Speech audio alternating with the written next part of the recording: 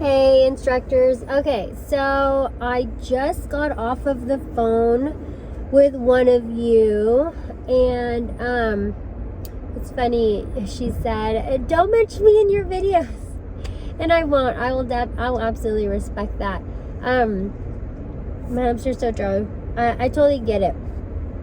I wish I had water. I'm so thirsty. I need to restock my fridge in school as well. But anyway, so I'm on my way home. It is 4:30 now. I just finished recording a really long video. I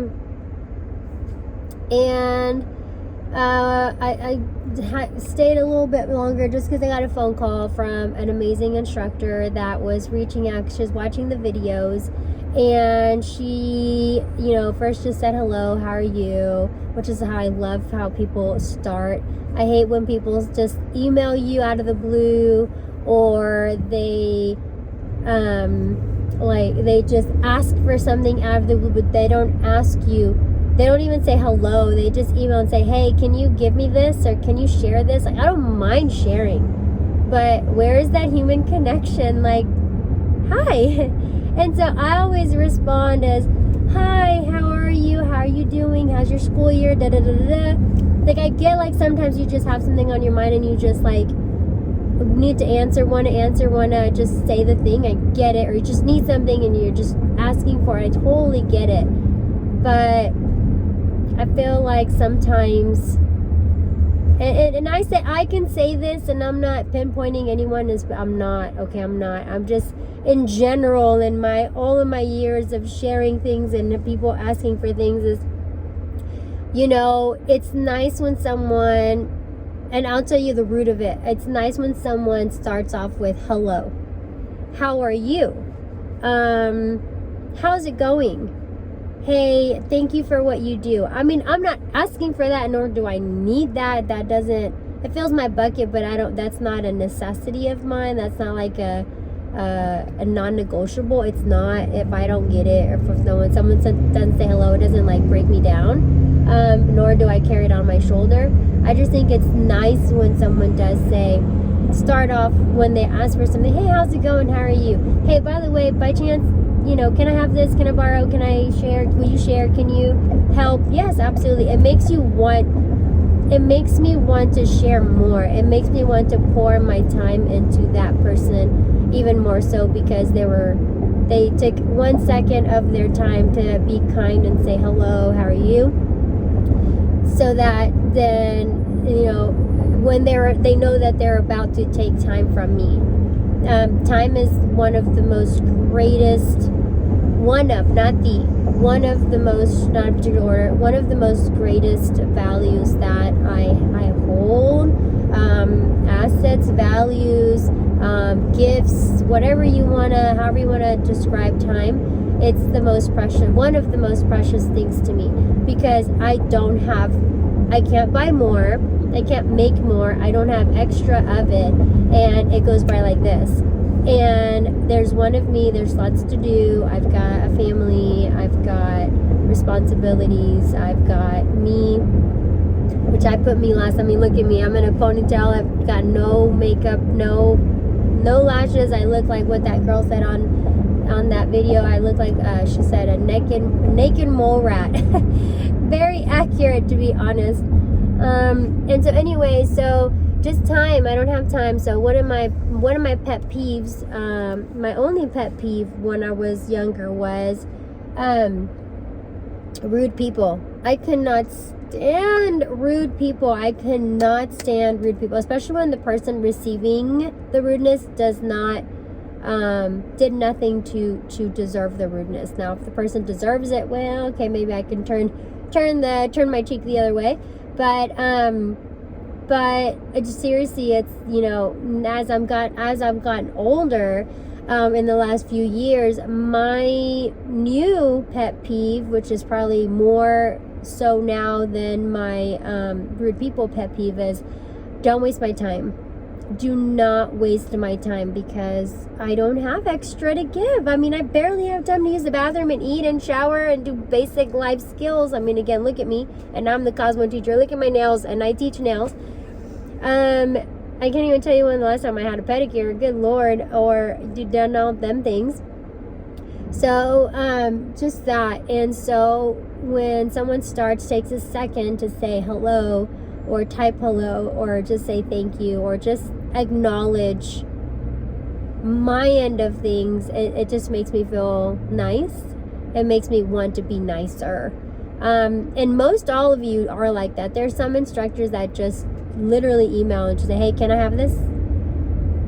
You can have it when I get to it. You know, like, I don't mean to be rude, but you know, that's just how it is. You got your nice kids in class that you go over and above and do extra for, and then you got those kids in class that you do your bare minimum.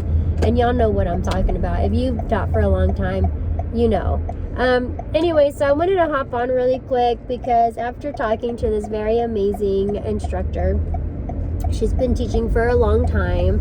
I won't say where she's from because it's a small community, so we all know where we're all from. But she was like, hey, you know, I'm watching your videos. Thank you so much for what you do. How are you doing? How's the kid? Da, da, da, da, da. And that was really nice. And I was like, instead of me going, oh, I got to get out of here, I got to go, I like stopped what I was doing and like catered to her because I felt like she deserved that, right? If not, I would be like, yeah, just, let me call you back or whatever. I just wanted to be answered. But anyway, she's amazing. I know you told me not to say your name, not to acknowledge you on here, but I am anyway slightly. But I'm not going to say your name, but you know who you are. You're doing amazing things, and you have done this for a long time, and keep doing what you're doing. And just that you are wanting to kind of not reinvent the wheel, but like kind of revamp your lessons is great in itself, because a lot of people don't do that. A lot of instructors, as we get older, we get stuck in our ways, and what we teach is what we teach, and we don't change it, and you don't stay up with the times. And so I'm so proud of you. I wish I could say your name, I really do, but I'm so proud of you that you are learning and getting on that social media and learning how to do that and teaching yourself how to do all the technology stuff. It reminds me of Miss Martinez. She used to be like that too, and she would really, really, really try to stay up with the times of our industry and the trends, and I saw how hard she worked for it, and she was just amazing for it. And so you remind me of her. And so anyway, good for you. Keep doing what you're doing. I'll get home tonight and I will send you what you asked me for and more. So thank you so much for your time and for reaching out, and hopefully it makes your classroom better, and it makes your students, enjoy your class a little bit more. And if it did, then that makes my heart happy, and all of what I do was worth it. So anyway, we're having the conversation. She was like, oh my gosh, how do you do it? You make it seem so perfect, and so, just like there's always something going on, and you always look so, she said refreshed. She's lying. She didn't. I don't look refreshed. Look at me. But she was saying that, and so I was saying, no, look, really, it's chaotic. It's a mess. It's a chaotic mess. It's, a non-stop go, and there's always something around the bend, around the corner, and something's changing, something's new, but she was like, and then she asked me, which kind of really made me think, and I answered her like, oh, I don't know, and girl, now that I'm thinking, now I have an answer. I'm recording this for you, by the way. But so it was kind of like she asked me, she was like, but why is it like that? I'm not like that.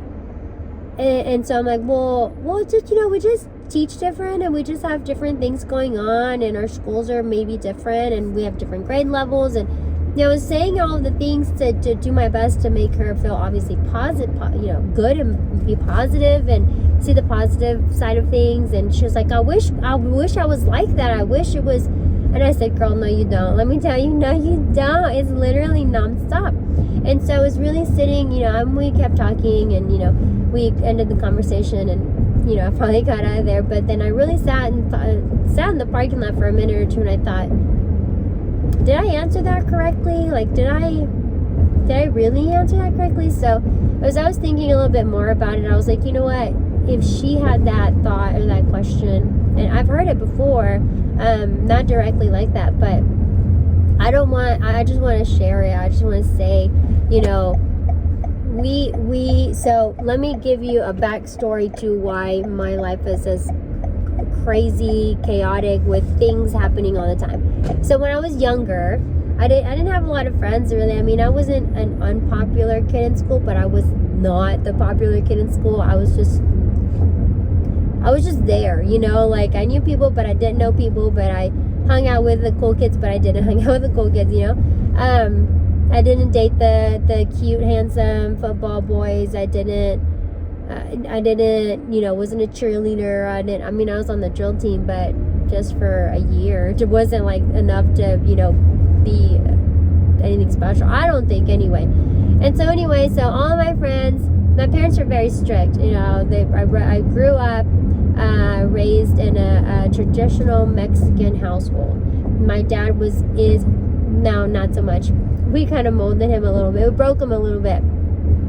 But my dad was 110% traditional Mexican. He wasn't so macho before. I think he was not, you know, then kind of light a little bit. Macho in a positive way, not like he would beat us or anything, nothing like that. But he was just very, very traditional. And like, I couldn't wear short skirts when I was little. He'd get on to my mom for buying me the cute tank tops. And, you know, if I had a bathing suit, I had to wear shirts and shorts. I remember the one time we were at the mall, my mom bought me, I was probably like 12 or 13 or maybe 10. I remember specifically I had a little dress. It was a little spaghetti tank. My phone is running out of battery for real. I had a little spaghetti tank, and then it was blue, like aqua blue, and it was like a tank top, and it was stitched, and the dress was at the bottom, and it had like 3 layers, like polka dots, blue, and then striped. And it was blue, that aqua blue, and white. And it was not short, but it wasn't long. You know, it wasn't to my knees, and it wasn't to the floor. And then my mom bought me little sandals with the little heel, like literally. You know, it wasn't like, it was a little heel. It was a big, chunky heel. Anyway, when he saw me, he literally was so upset. He was so mad. He got onto my mom so bad. And so that was just kind of how it was. They were very overprotective. I don't regret it. I hated it then. I'm like, my parents don't trust me. I don't get to do anything. I don't have friends. I don't get to go to parties. I have to be home at 9. I have, you know, like, that was my mentality. But oh my God, I thank them that they were that way. Because I turned out the way I am, and hopefully I can raise my son or future children or whatever with some of that knowledge and wisdom and experience. But anyway, and everybody has different ways of seeing things. That's just my life. I'm not saying that was the right way or that was the wrong way. It was just my life, okay? So don't come after me. It was just my life. And so I appreciate how they did that, but back then it was very like, you know, and my parents were very vocal about finding good friends and not to be with bad friends, and be careful, and who you hang out with is who you become. And I think my parents would say that a lot, because that's one of my biggest flaws, is that when I start hanging around people, I start to act like them, and I talk like them, and I pick up their mannerisms and like their accents and their words that they say. And I do. I know that is a flaw. And because my parents pointed that out in me, and I genuinely paid attention to it, and I really, really did realize around intermediate that was who I was, and my friends really influenced me. And it wasn't I did anything bad. My parents talked to me and I realized it. I used to cuss in Spanish. I used to cuss. Every other word out of my mouth was a cuss word. And it was because of the people that I hang out with. And then my mom was like, that's not why. We don't teach you that. It sounds horrible. Anyway, and so I didn't really have a lot of friends. I was really careful about who I gave my time to. And so because of that, all of that, I didn't have a lot of friends, so I didn't go out a lot. I didn't get invited to a lot of parties and all of those things. I turned out fine. I don't regret it. It's fine. But my calendar, I loved calendars, and so I fill out my calendar, and I literally would have like this calendar, and I would look at the calendar to fill it out, and it literally was empty because there was nothing going on for me to fill my calendar out with. And so then I would want to fill my calendar out. So what I would do is I would fill my calendar out with like school bus. I would fill out my calendar with random things like dinner, but it was like regular supper, like, you know, like you eat every day. Or I would put something down like exercise, or like just fill the squares in with random things. Clean my room, do my laundry, and they're just things that I did around the house anyway.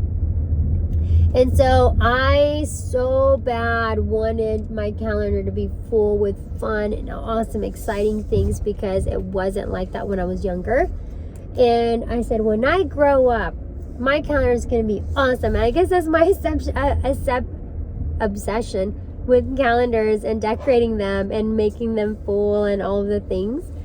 So because of all of that, because of that from my childhood, I guess, I literally will create things, create opportunities, events, things from, I will schedule things. If I find a blank in my calendar, like, ooh, what can we put in this day? And I will schedule something. I will look for something to do. And to this day, I still do that. And if there's any event, I will add it to my calendar. And so when she asked me that, and I thought, why is she not like that? And then it really made me like look in the mirror, per se, look inside and see like, man, why am I like, why is it always crazy? Why is there always so much stuff going on? Well, because I am that person that likes to create opportunities and to schedule things and make events happen. Like if I wanted to, I can have salon days once a semester and not be so frantic doing all the things that you saw in the previous video. If I wanted to, I could just teach the textbook. Like my job as a 9th and 10th grade instructor is not what I do. My job is just to teach the textbook and very, very, very basic skills. So I feel something on the floor. So the craziness that I bring on to myself and my classroom and my life and my calendar and my everything is because I want to. I want it that way. So don't feel, and I guess, you know, I say all that to say, don't feel that because you see me do it, that you have to be that way. Because it's stressful. And I handle stress different. Someone told me one time, it's like, you probably stressed out, but you don't realize it because that's how you run. That's how you what did she say? That's how you operate. But your kind of stress, the stress that you're enduring to someone else could be like, I'm ending, this is it. I can't do this anymore. I'm ending my career because it's too much. Or someone else could be like, oh, it's a piece of cake, like, because you just take it differently. And so I know that always stuck with me. And it could be very stressful, but I just don't take it in as something stressful. I'll say, oh, I'm so stressed out, but I don't really like break down or melt down or cry or anything like that, because I handle it differently. So as some of you that watch the videos and see what we do in the classroom, I'm just literally sharing my story. So let me go through back. So last year I wanted to so bad share my story, share all the stuff. Let me plug this in because I feel like it's gonna, I'm already home. My husband's gonna be so mad. So let me just finish this and then it's almost 5, y'all. Okay. So, whenever, I lost my train of thought. Oh no, hurry. What are they saying? Dang, it was good too. Oh, last year. So last year when I was still the Skills USA coordinator for District 8. I was my last year, serving as my last year as SIPS president. SIPS is Cosmetology Instructors in Public Schools. or of public schools. I always mix it up. Skills did me over so much. It was just overwhelming, beyond control. There was so much that needed to be fixed, and I tried to fix it all, and it was just not good timing. And it just really needed someone that could offer that time, and it wasn't me. But the being a SIPS officer, being the president, so last year, if you saw my videos at the beginning of the school year, I set out day 1, day 2, day 3, and I really wanted to do all 37 weeks of school and record all of it. You can go back August of last year and you can see those videos, and then I just stopped, because then I thought, man, if someone comes back and says, I need a tissue. If someone comes back and says, dang, she used SIPS to get viewers, or she used a conflict of interest, I didn't want that. And that was already on my mind previously, but I was still sharing videos on YouTube. So I was very aware of that, and I didn't want that to ever be even brought up. So then that's when I stopped altogether, and it helped that I was really busy with skills, so I just didn't have time for it.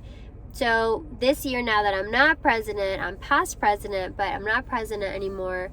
My responsibility is very different, and my position is different. So I feel like this year I can now get back on here. Another thing is that in our CT in our district, our CTE team, which my husband is a coordinator for the district as well, but their thing is for us to share our story. So they use social media, Instagram mainly, Facebook and all that, to share about what you're doing in your classroom. So I'm doing that, except for I'm not just sharing. I haven't been on Instagram for a little bit. It's just, it takes time, and I'm trying to just toggling between the two is difficult, but I'm trying my hardest to really share my story. And so my story as an instructor, and I'm starting to put the students in there little by little. I didn't want to just throw them in, so I'm starting to record them little by little and add them to the videos, and I want to respect their privacy too, so but they did sign up 2 releases, and for me to post images of them and things of the sort. But anyway, so it's just me telling my story, my side as an instructor, and I have plans for the future on the other flip side, but taking you along with me day to day, what it's like in the classroom, what goes on, what's the plan from the beginning to, I don't want to jinx it, but I'm going to try to go as far. I can keep looking this way because the phone's upside down, but I'm going to try and go as far as I can go. There's a few days that I've not recorded just because there's nothing to record, or I'm just crazy busy, or I'm not there, but I'm trying my best to really go as long as I can, and just really show you literally what it takes me to be in my classroom, to run my classroom the way I do it. And so that's why I'm on here sharing. I'm not on here sharing. I don't even get paid for the YouTube. I haven't redone my my YouTube thing, the contract thing, majig. I haven't even opened that mail. If I ever got any, I don't even know. But I don't get paid. I don't do collaborations. I don't do sponsorship. I don't do any of that. I don't do any of this to gain any kind of financial benefit, or so hey, you guys buy this and I get a profit, or I don't. I have my job that pays me to do what I do, and I live off of that, and investments and things like that. But I don't live off of YouTube. I just share because my goal in life, my career goal, they took the instructor license away, but I wanted to be a cosmetology instructor.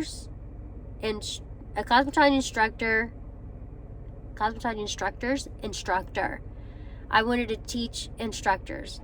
That's what I wanted to do. I think my husband's at the door, gotta go.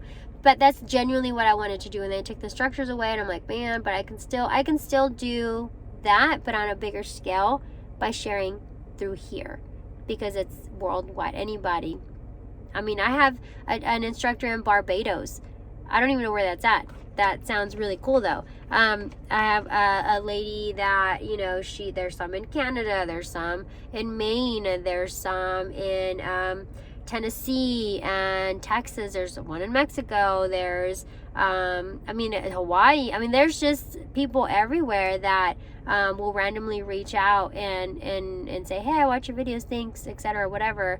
And it's really cool to know that, you know, the information I'm sharing is getting to an instructor and helping that person reimagine or amp up or revisit some of their lessons, or just change it up a little bit, or just some entertainment of sorts of, oh, what is she doing, hey, what can I do, so that students in the cosmetology classroom, so it can change the way we're learning. Because when I went to school, it was very textbook and very minimal, and I'd say that was wrong. It's just at the time that's what was there. And so I want to, my goal, and I have it even in, I saved my original resume. In the resume I had put, I'm a small speck in the world, but I would like to change the way cosmetology high school students learn in the cosmetology classroom. And so that was my goal from the very beginning. And I feel like, what is this, 13-14 years later, I am making that goal come to pass. It just has cost me a lot, but I feel like I'm getting there. And so it's taken me a long time. So for you new instructors that are out there watching, don't feel like I woke up one day and then all this is happening. Like, so much has come to pass, but because of so much struggle and so many late nights and sleepless nights and mistakes and mishaps and oopsies and all of the things that life throws at you, so that you can end up where you should be, where you want to be. So just want to share that with everyone that watches this, that thinks like, oh my gosh, this is just, why am I not as crazy hectic and stuff going on, or I want to do all the things. It takes time, and not everybody's crazy cycle and plans some 2-3 things, activities a week, and you don't have to do that to have a successful classroom.